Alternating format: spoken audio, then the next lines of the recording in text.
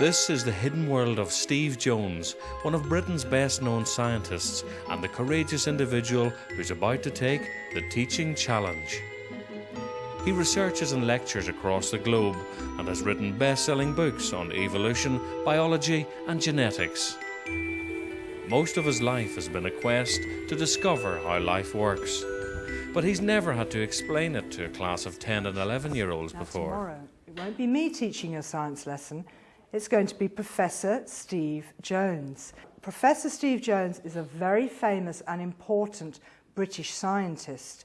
So you're going to have a real scientist in here tomorrow, which is very exciting. He's going to be teaching you about genetic diversity, which is the differences and similarities between humans. So possibly before tomorrow, as a special homework assignment, see what you can find out about Professor Steve Jones and what is genetic diversity.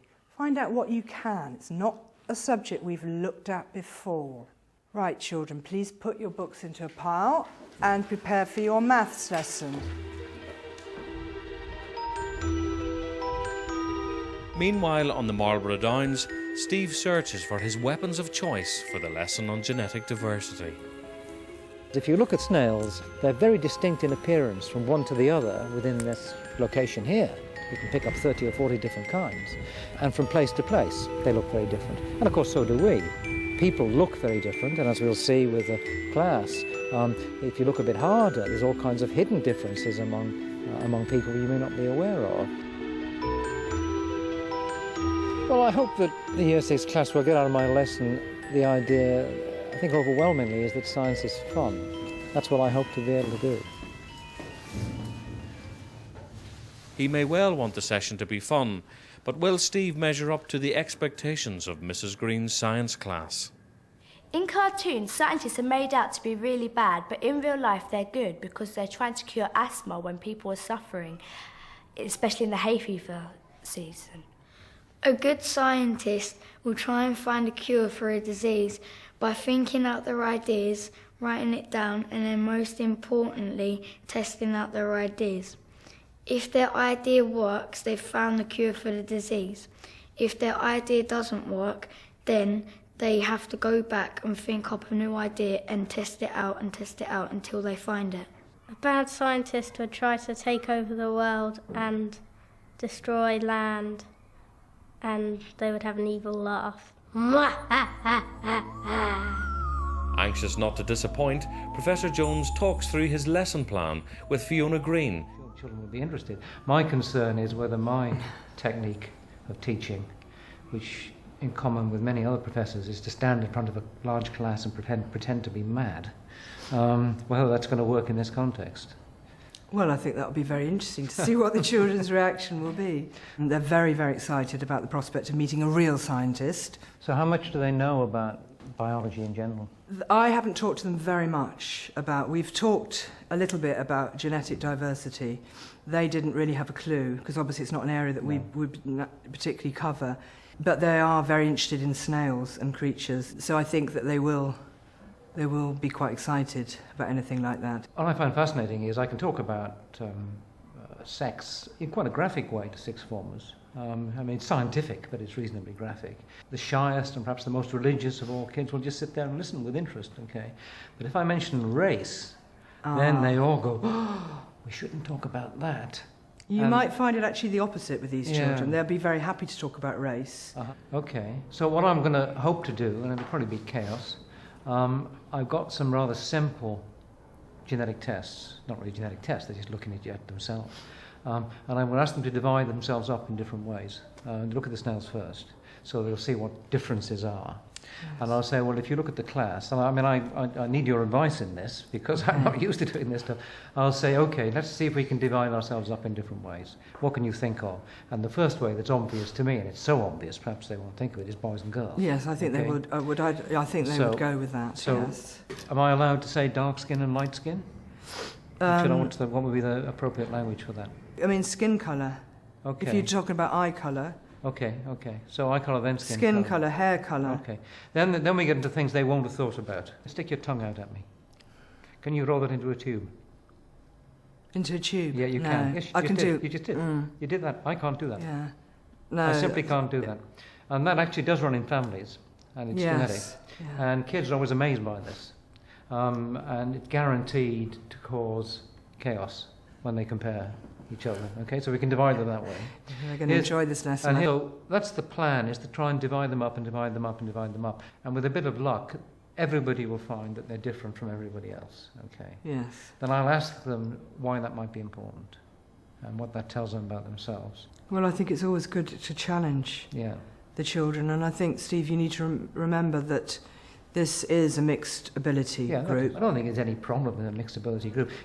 No, to not me, for actually, science. In science, that's interesting you say not in science, because science to me is the one thing that should work with a mixed ability group. Exactly. Because in science, you can always go as far as you can go and learn something. Science is made for mixed abilities. Absolutely. Yeah. So this will be the perfect class for you. Well, I hope in an hour or And so I yours. don't rush out of the room in tears. You won't.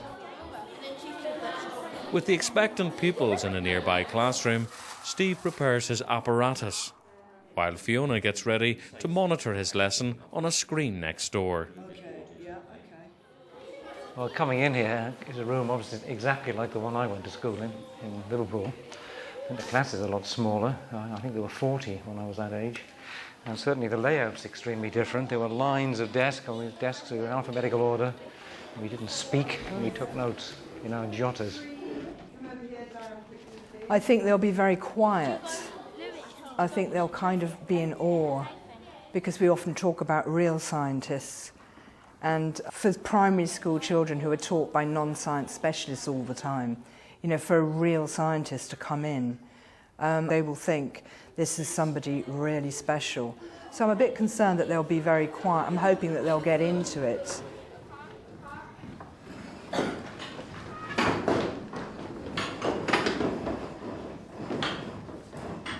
Good, well, I'm Steve Jones. I'm a geneticist, a biologist from University College London, and I've been given the rather scary task of giving you people a lesson about my subject. So that's what we'll be talking about. We'll be talking about genes, inheritance, differences between people, differences between other kinds of creature even. You must have heard of these things called G-E-N-E-S, genes. Can you tell me what a gene is? Some of them might be thinking about blue jeans. Isn't genes like the difference between somebody, like people have different kinds of genes? Yeah, that's also true. And you guys got any ideas, anything they know about genes? You seem to know. Should know. Some of you. What do you think about genes? Is it like the difference between like living things? Yeah, that's another good way of putting it. And in fact, that's what we're going to be doing today, is talking about differences, all right?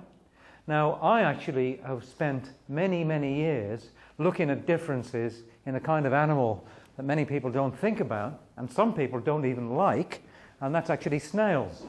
And here we've got some snails we actually collected yesterday out in the countryside, and I'll put some on each table for you, see? And you just look at them and tell me whether you... Okay, that's good. You shouldn't bite them because they've got nice little personalities of their own. All right, what else can we say about them? Go on, just pick it up. Steve's snails are proving very popular, but will his pupils' delight translate into learning? If you look at them, you'll see they've got little pointy things on their heads, okay? This is me being a snail.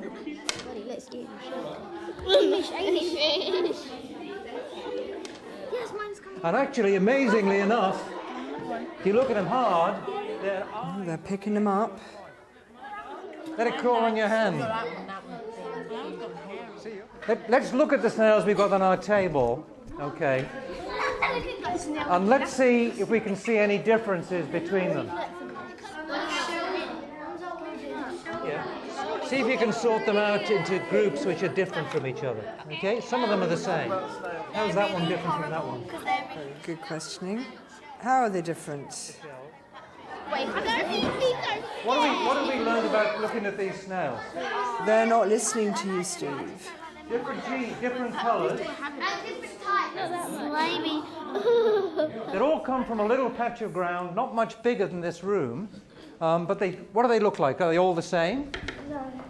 So how are they different? Well, the shape of the shell is different and the colour and the stripes are different. All right. And what do you think? Some are brown and some are kind of green and yellow. Yeah, all right. So I think what we found is they're all different. Okay. Now, we know that if we have groups or families of snails, these differences are passed on from mummy and daddy snails to baby snails. In fact, they're controlled by those magical things called genes. So we can see genes. All right, Steve, you're telling them, you should be getting them to tell you that. I think his name is Albert, actually. This one's got a gene for stripes, okay? And we're going to see if we can find differences between ourselves, which might be due to genes, just like these snails. Okay, now what I want to divide ourselves up in different ways. Now, how could we divide ourselves up? Which way could we divide ourselves up? Our sight. Say again? Our sight. Our sight, yeah. Well, you can wear glasses like me and you. Any other ways? What do you? With their skin colour. Their skin colour. Skin colour, straight in with it. I knew they would, straight into skin colour. There's one very obvious way, which nobody's thought of. Boy and girl. Boy and girl. Okay, so that's an obvious way. So why don't we have all the boys on these two tables and all the girls on those tables, if that works. All right? So put the snails down on the tables. All right, this is going to be interesting now. We're going to have a bit of chaos going on. Snails crawling everywhere, and the children are being asked to move. Let's see how they handle that one. And actually, that's due to genes as well, because the boys have got a special gene, which the girls don't have. Sorry about that, girls, or perhaps sorry about that, boys. So we can divide ourselves up into boys and girls. That's obvious. Now, what other way could we go? One way, looking at you people, I can see some differences already. Some people have got blue eyes, and some people have got brown or dark eyes. Who's got blue eyes? Yeah, you've got blue eyes. Yes, they are. He's got green eyes. They're bluish. So another way, you mentioned a way, didn't you? What was the way you thought we could look at it? Skin colour. Skin colour. Well, that's not quite so easy. Obviously, if we look around the room. Let's see how Steve tackles skin colour. Who thinks they've got light-coloured skin? And who thinks they've got darker-coloured skin? So these are things we know about, that they're easy. Now I'm going to show you one you probably don't know. I know what you've been thinking since this lesson began. You've been thinking, I want to stick my tongue out at the teacher, haven't you? No. Oh, yes. Who said yes?